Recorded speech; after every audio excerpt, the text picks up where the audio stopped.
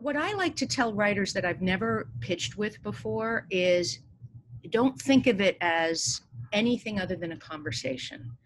That you're going in to tell a story, and writers love to tell stories. They love to write. This is just a verbal version. Not all writers are great at pitching. Nobody's great at everything. So a good producer can be helpful. They can recognize where the strengths and weaknesses are of the person they're taking out. On Young Guns, for example, our writer is an academic. He lives on the East Coast in Northampton, and very intense, very cerebral guy. I would say he's shy. I think that's the best word for it. But yet he's pitching Young Guns, which is hot people on horseback with lots of action in the Old West. He's an expert in the era.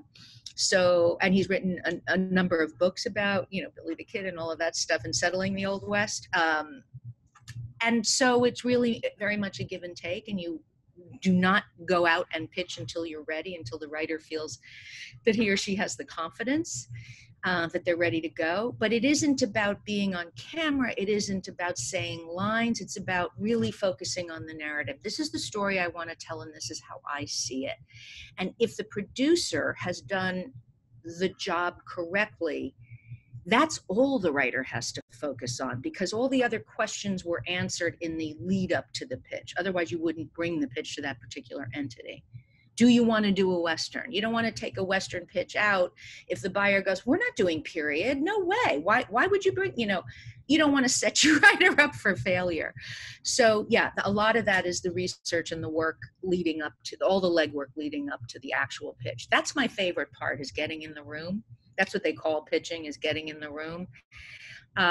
Because I was a kid who grew up, with my dad used to tell me stories at night, as a kid. And I love that feeling of the immediacy of being in the room, gauging how the buyer is responding. That's called reading the room. Harder to do on Zoom, but still, you can do it.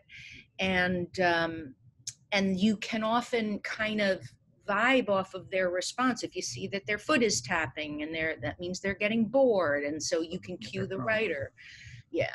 So you have that immediacy. I just love getting out there and telling the stories, or letting the writer tell the stories, and then seeing how people react.